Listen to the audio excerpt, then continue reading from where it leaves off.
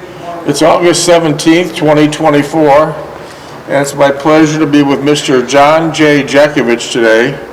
We're reading his book, Their Mother's Sons, and we're on chapter 14, and this is when Mr. Jeckovich left the Paris hospitals from wounds in his shoulders and his legs, and he is still bandaged up, but they still say... Yeah, frostbite in his stupid leg, foot. Yeah, frostbite also. Yeah. But he's still bandaged up. He's being sent back to the front lines at the Battle of Bulge, and they call him, even though he has the bandage, it says if you're able to walk and if you're able to pull the trigger, you are fit for duty. Fit for duty. Fit for duty. Before I go ahead further, what's your dog tag number? 420965. 420965.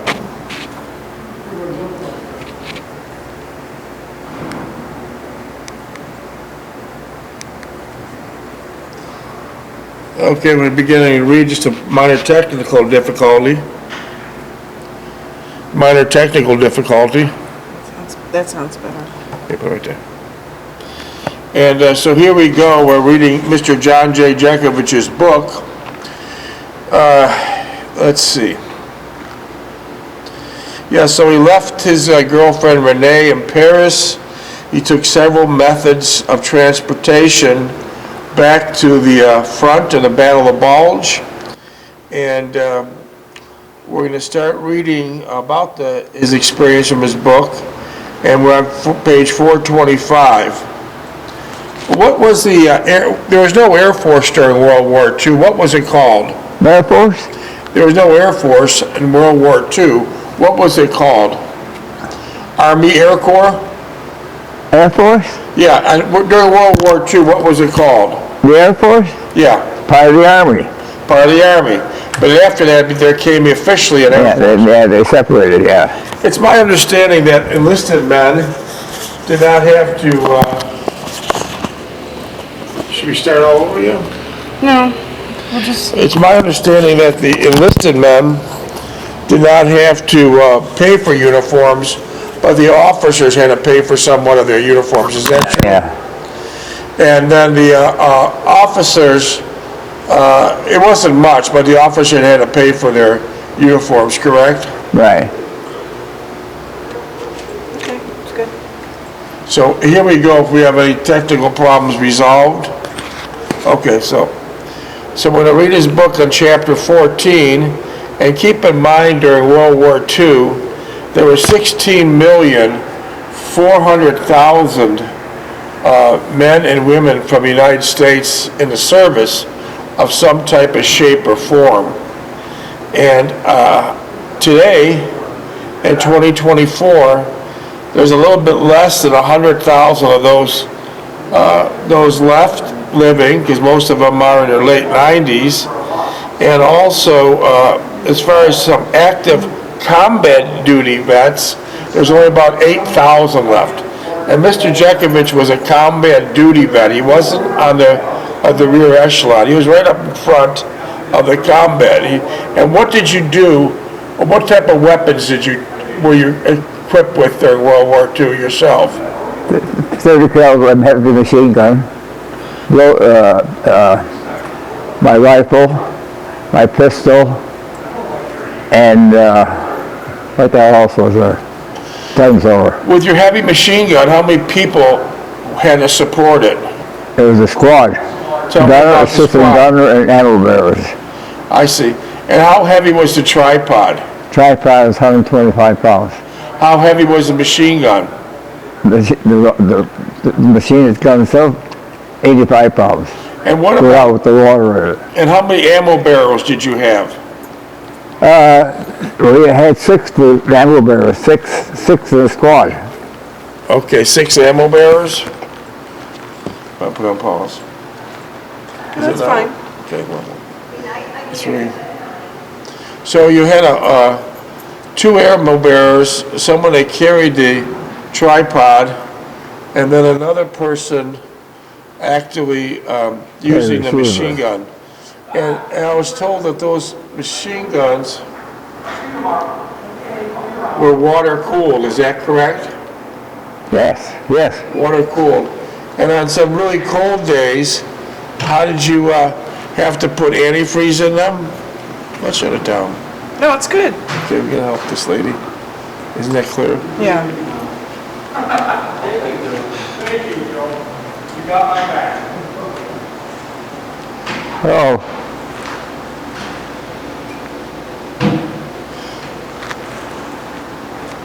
You have a visitor, Mr. Jeckovich. that's here. I believe she came a long ways to see you. She's all alone and struggling to get here.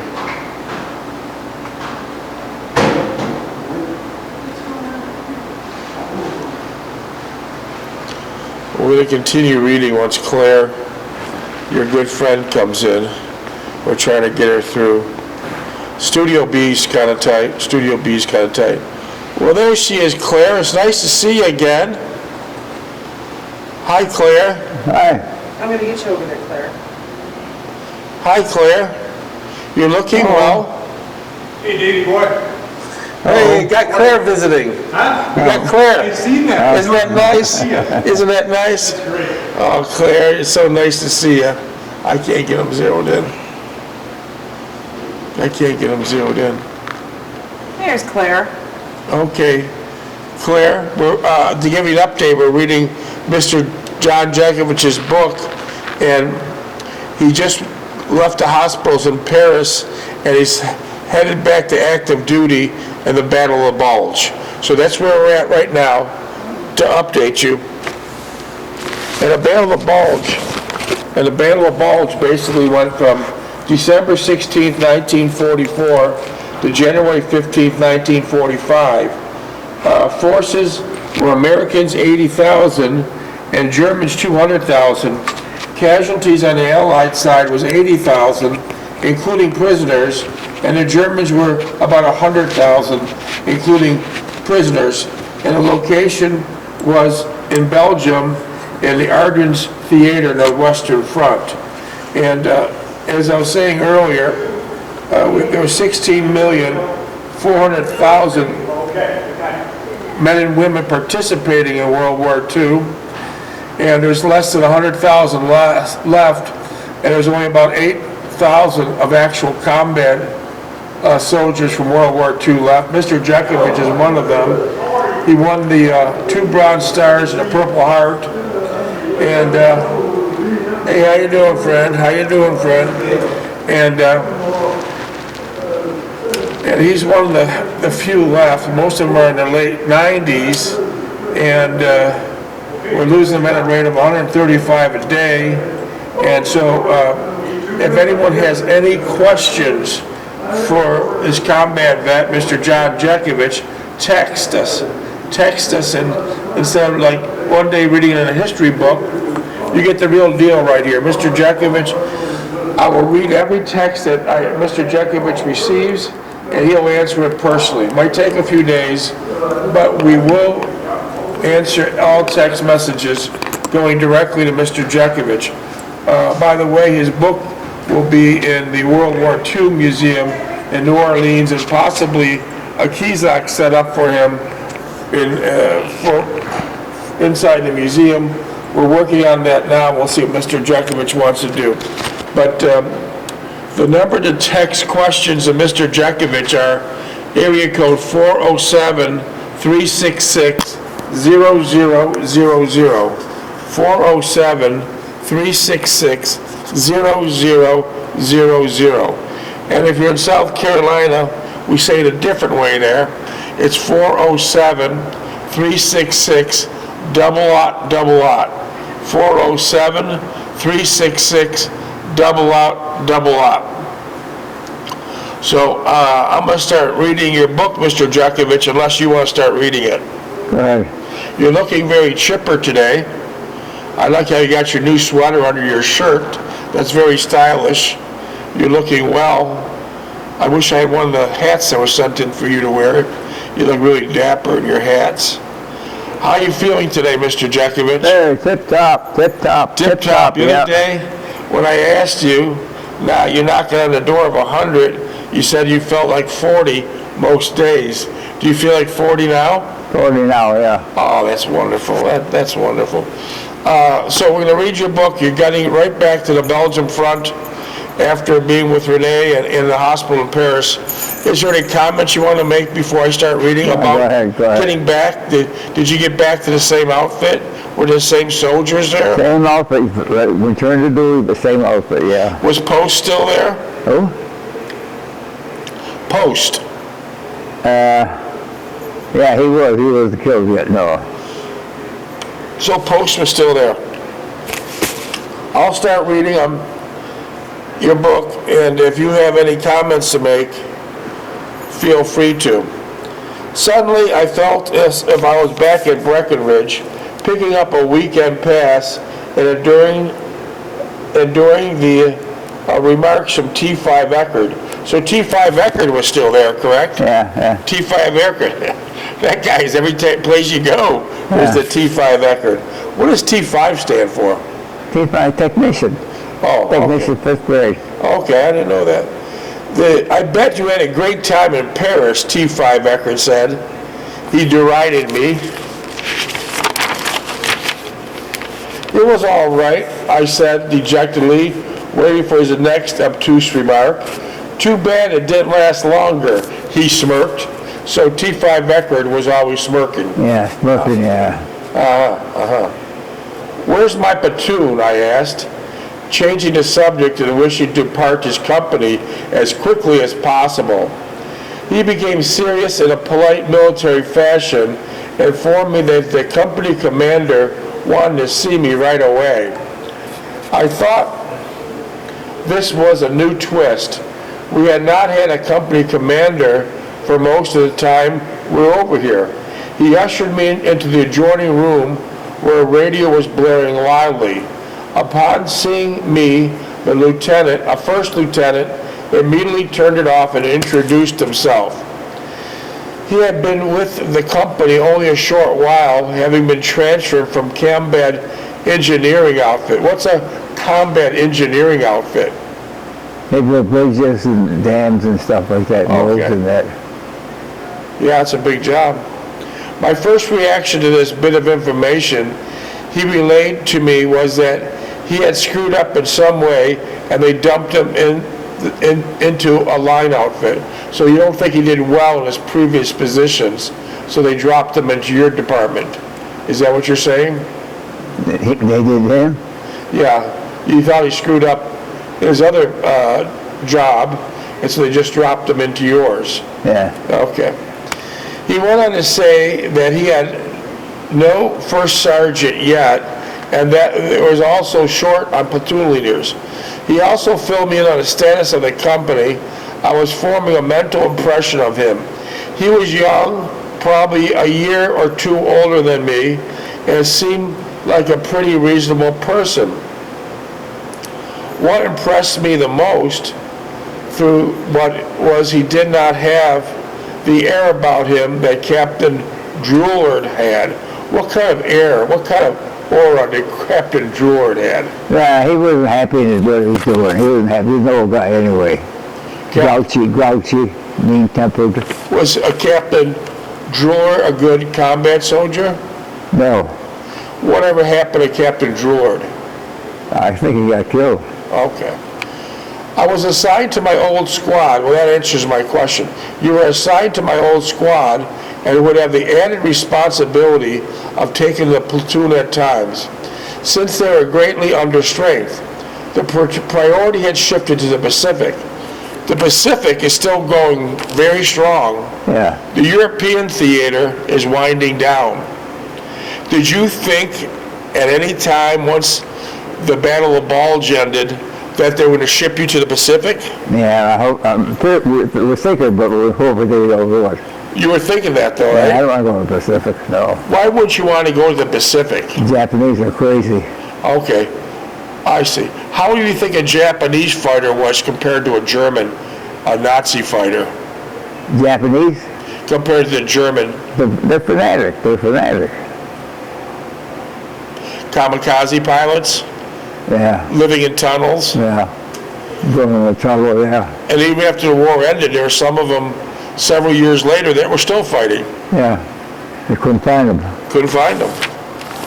So, but initially when you went into service, you had your fingers crossed that you weren't going to send to the Pacific, and then when you seen that troop ship going towards Wales and Belgium, you knew for sure you were in the clear. Yeah. You were in the clear. Jen? Do we have both of them in here? Yeah, I don't see, is that both of them? they're both in there. Okay, so that was a good sign. So here I go, I'll keep reading again. I was assigned to my old squad and would have the added responsibility of taking over the platoon at times, since they were greatly under strength. The priority had shifted to the Pacific, and a lot of people don't know when the European theater war ended, the Pacific was still going strong, correct? Right. Still going strong. As far as the manpower was concerned, he related they did not expect any new replacements in the near future. He also mentioned he would attempt to get me a couple more stripes. Now, how many times have you been told it? You're gonna get, let's get over this. How many more times are you told by? It was a big joke. Well, how many times? It's like 3 or 4 Yeah, times. you go back to headquarters and they're all striped up. So, yeah, why, you're told by 3 or 4 different officers, you're gonna be getting more stripes. What happened to the, say, the first 3? Why did that fall through? They lost interest in it. Or they were killed? Huh? Or they were killed? Or they killed, they got transferred. Did you give me an example? One guy was in the mail room, never on the front line, and he automatically got more stripes? Yeah. Yeah. Who was The that? mail clerk. Yeah, a mail clerk got... T5 mail clerk, So- yeah. And you said he had a cousin or an uncle that was in the service, and Larson uncle from Minnesota, yeah. so it automatically gave him more stripes. Yeah. So this is like the 4th time in this book that you were promised more stripes, and it never happened, right? Well, It never happened. He also mentioned he would attempt to get me a couple more stripes, but quickly added not to count on it too much. I knew that went, well, I knew that went, how that went, but was not that concerned about it. As we sat there, he offered me a cup of coffee and a piece of fruitcake he had gotten home for Christmas. He stated that most of it, not of all of the old company, were gone for one reason or the other, and I would understand. He said something about the fortunes of war, and we must be steadfast in our resolve to see this conflict through to its final victory. He closed by saying that he was confident that we could work together. now who's this? The new sergeant, the new lieutenant, that when he got back, he was a first lieutenant, and he was asking you to be one of the platoon leaders when he first got back to the war. He said something about the fortunes of war, and he would be steadfast in our resolve to see the conflict through its final victory. He closed by saying that he was confident that we could work together.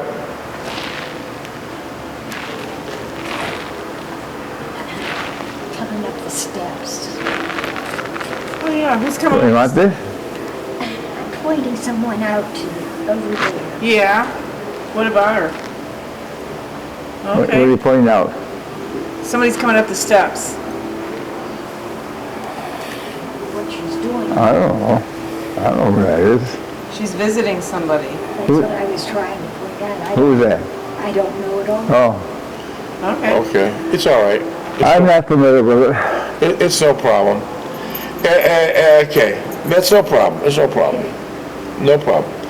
He stated that most of all, if not all, of the old company were gone. He closed by saying that he was confident we could work together. Let's see. I thought as I munched on his fruitcake that this is all, I thought as I munched on his fruitcake that this is all a bunch of bull, and I probably would never see him again. Things had not changed much after all. A Jeep was waiting outside for me, and to utter my surprise and joy, it was Post. Yeah. Post, your friend Post, behind the wheel. He said, "Jocko," he shouted, with a huge smile on his oversized face. I embraced him and said, how glad I was to see him again, and in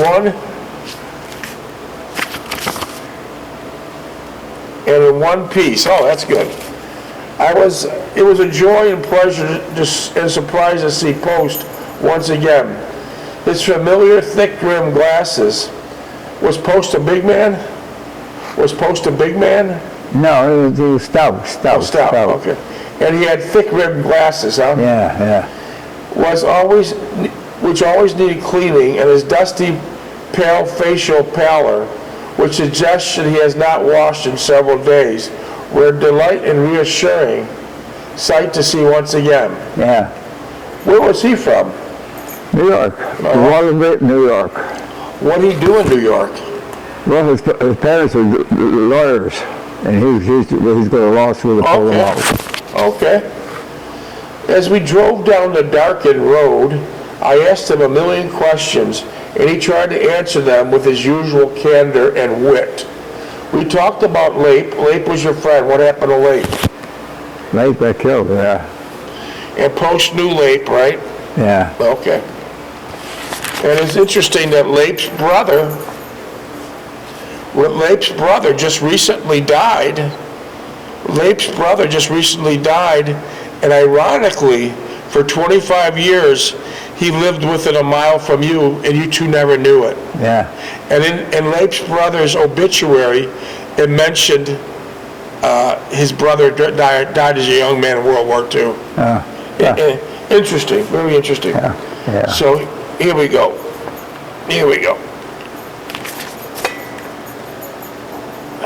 And I could see that he still had not gotten over this, Leip's death. I told him how bad I felt. I blamed myself indirectly for not doing the right thing by him. Post quickly chimed in, and that was nonsense. My blaming myself? I did everything for Leip any one person could possibly do under the circumstances. He then told me about Larson and his transfer to the regiment. His uncle was stationed at the regiment and got him some kind of deal. He also stated that he was moved there right after I was wounded, and they also picked up another stripe. So what about Larson? What could you tell us about Larson? Well, his uncle is back in headquarters. And so right after he got wounded, Larson? It said Larson moved out right after you got wounded. So Larson probably contacted his uncle and said, these things are getting hot and heavy here. Get me the hell out of here. Yeah. And right after he got wounded, they transferred him out. Yeah, they transferred. And they gave him a stripe. Yeah, and gave him a strike. Yeah.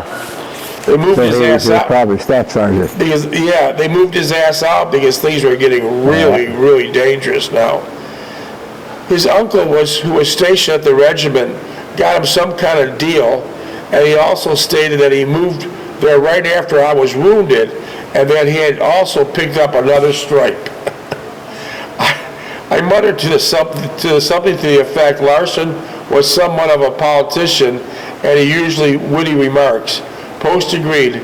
I also declared that he and I would stay at our present ranks until we got out of the Army. He only laughed and slapped me on the shoulder good-naturedly. We reached a small farmhouse where the squad was billeted, and as we entered the dimly lighted room, I could see faces of people who entrust their lives to my experience and knowledge. I felt an awesome sense of responsibility for them, and I was determined I would not let them down. They were all young, fresh out of the replacement depot, frightened of what lay ahead of them, but determined to do their best of their ability.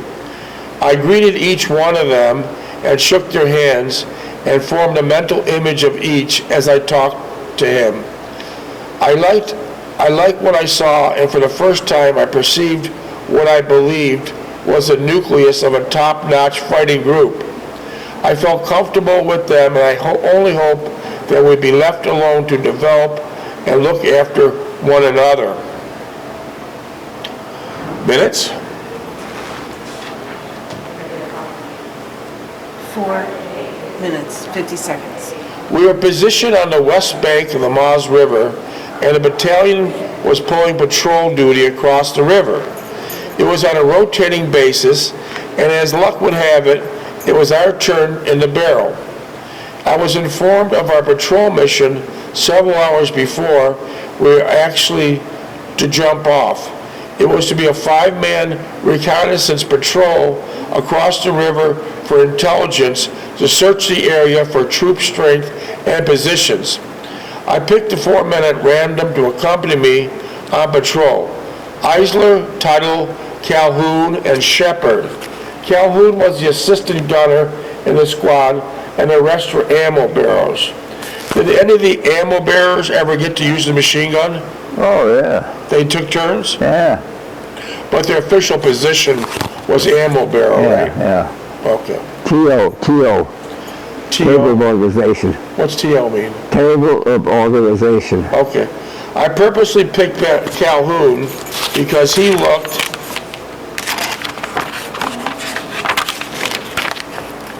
street smart. So street smart is a lot better than the Air Corps. Huh? A street smart soldier is a lot better than someone that just came out of the Air Corps. A street smart soldier would be better than someone that just came out of the Air Corps. Out of the Air Corps? Yeah, Street smart? No, no. okay. And he could take care of himself. Luckily, none of the replacements were ASTP or Air Corps. We were to cross the IP, the line of departure, at 2,200 hours, and in a short time, I checked the men identifications and personal belongings. They were all left behind in the event we were captured. They were also told that in the event we're captured, we're only to give name, rank, and serial number. Were you close to the point of ever being captured? With the who? Were you ever close to the point of ever being captured? Oh, yeah. We're right on the line of departure.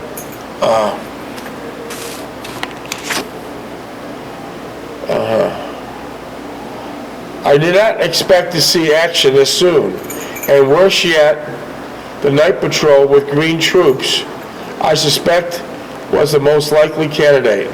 Having been gold bricking for the past month or so, I also briefed them on the noise control, to walk slowly and quickly, planting one foot down, listening and then raising the other. Low branches were moved by your free hand and passed to the next man, which eliminated the chance of a branch flying back, slapping someone, and making noise. If you had to cough, this is interesting. If you had to cough or sneeze, put your mouth in the crook of your arm to suppress the noise. I also told them to keep your eyes on me for hand signals and instructions. I also stated that if they had to fire their weapon, it best be fired low, as anyone out there would be hugging the ground. Firing high would just cut up trees and give away your position. I reminded them of that. So when you told them to fire low, Yeah, because they're probably laying down. Yeah, If they fire high, it's only to give your position away. yeah. Did they listen? I'm sure they did, yeah. Okay. Okay. I did not expect them to remember everything I said, but I thought hearing it would give them a better chance for their first time out. I really did not expect to encounter anything out there, for it seemed like a quiet sector with no troop movement about. Even so, my stomach was doing flip-flops, as it always did before any action. I would be out there with 4 green men, not knowing what to expect of them. I imagine they probably felt the same way about me, even more so because I was leading them. Minutes? 11 seconds. So these are 4 green troops you had. 4 green recruits you had. 4 green recruits.